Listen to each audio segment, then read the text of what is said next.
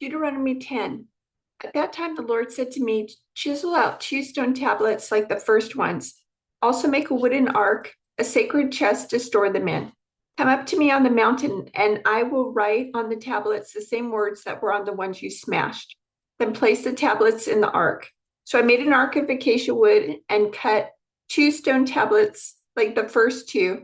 Then I went up the mountain with the tablets in my hand. Once again, the Lord wrote the 10 Commandments on the tablets and gave them to me. They were the same words the Lord had spoken to you from the heart of the fire on the day you were assembled at the foot of the mountain. Then I turned and came down the mountain and placed the tablets in the ark of the covenant, which I had made, just as the Lord commanded me. And the tablets are still there in the ark. The people of Israel set out from the wells of the people of Jachin and traveled to Mosera, where Aaron died and was buried. His son Eleazar ministered as high priest in his place. Then they journeyed to Gudgodah, and from there to Jotbatha, a land with many brooks and streams.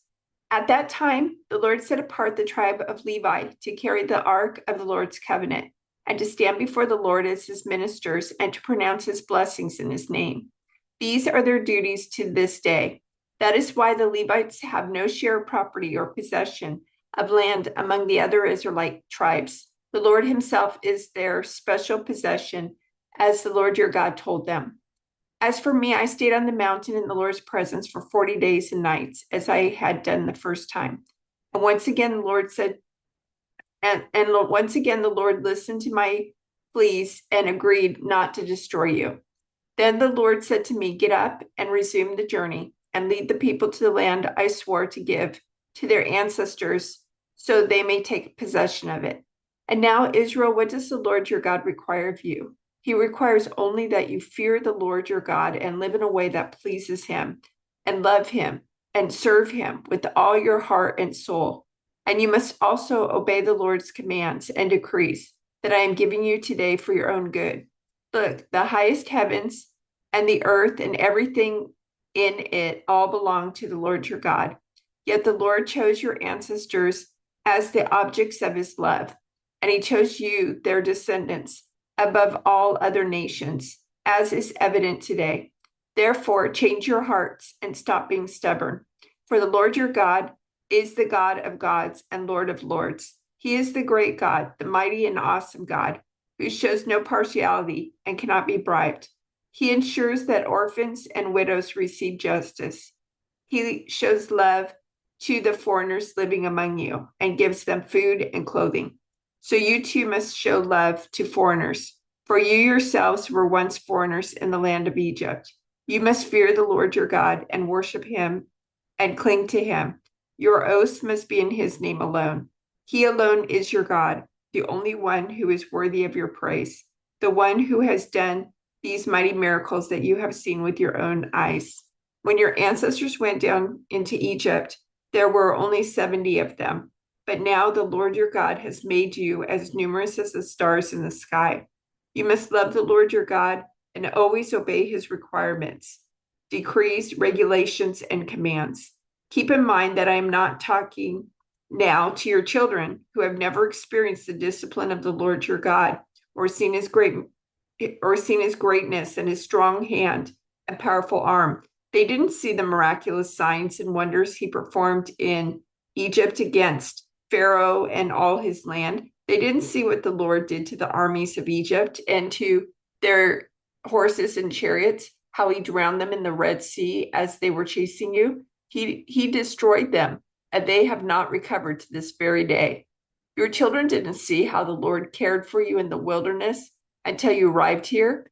They didn't see what he did to Dathan and Abiram, the sons of Eliab, a descendant of Reuben, when the earth opened its mouth in the Israelite camp and swallowed them, along with their households and tents and every living thing that belonged to them.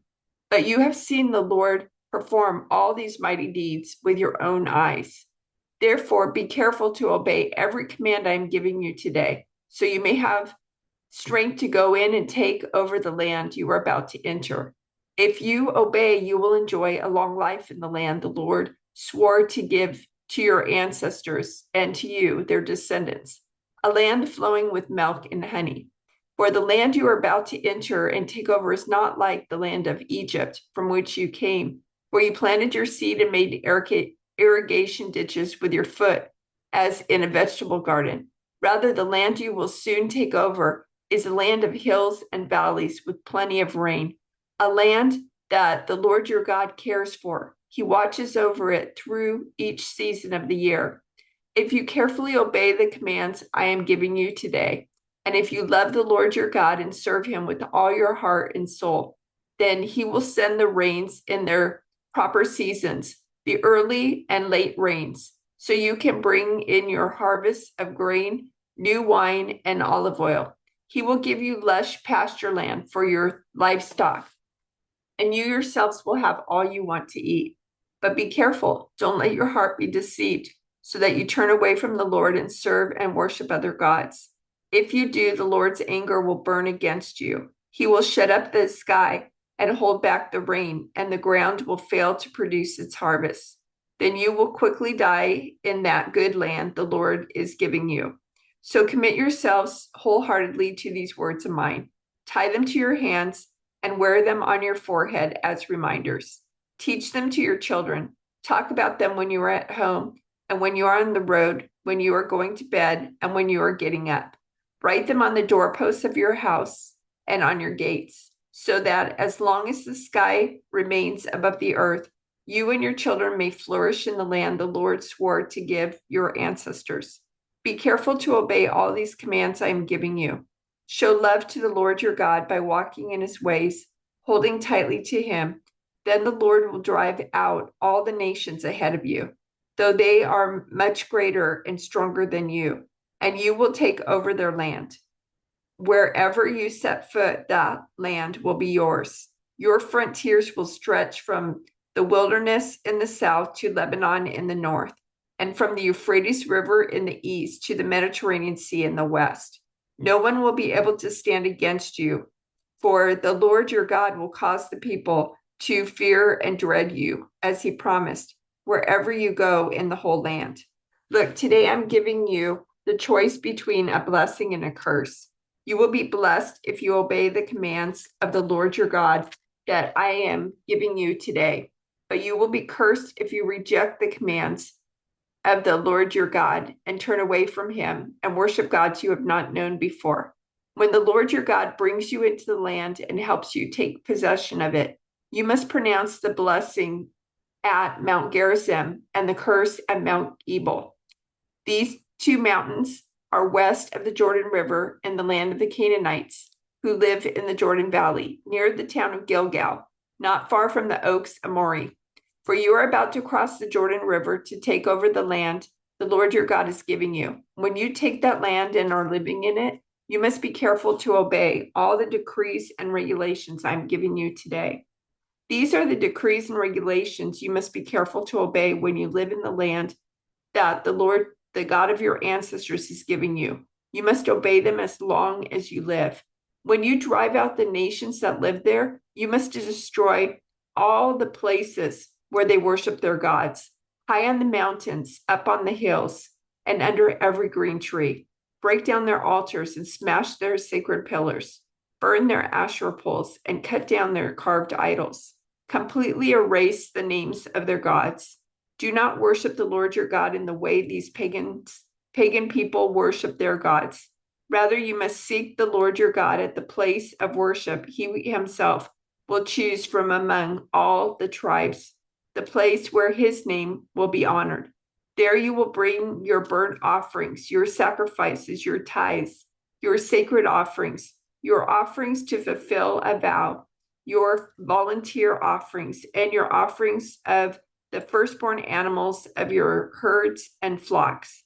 There you and your families will feast in the presence of the Lord your God, and you will rejoice in all you have accomplished because the Lord your God has blessed you. Your pattern of worship will change. Today, all of you are doing as you please, because you have not yet arrived at the place of rest, the land the Lord your God is giving you as your special possession. But you will soon cross the Jordan River and live in the land the Lord your God is giving you. When he gives you rest from all your enemies and you're living safely in the land, you must bring everything I command you, your burnt offerings, your sacrifices, your tithes, your sacred offerings, and your offerings to fulfill a vow, to the designated place of worship, the place the Lord your God chooses for his name to be honored.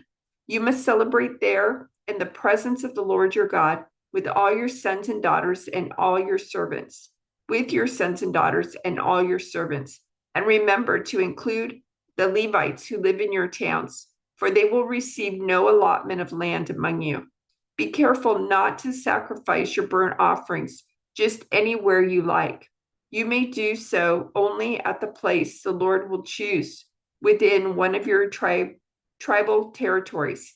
There you must offer your burnt offerings and do everything I command you. But you may butcher your animals and eat their meat in any town wherever you want. You may freely eat the animals with which the Lord your God blesses you. All of you, whether ceremonially clean or unclean, may eat that meat, just as you now eat gazelle and deer. But you must not consume the blood. You must pour it out on the ground like water.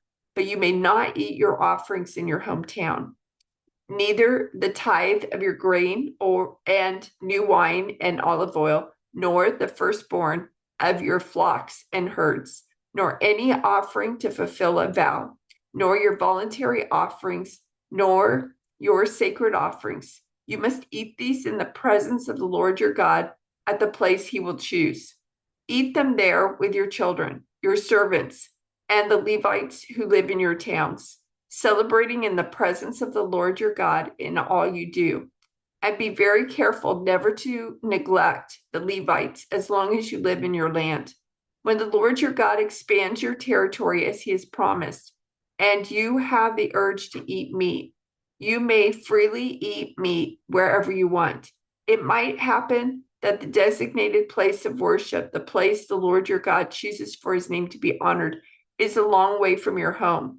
If so, you may butcher any of the meat, sheep, or goats the Lord has given you, and you may freely eat the meat in your hometown, as I have commanded you.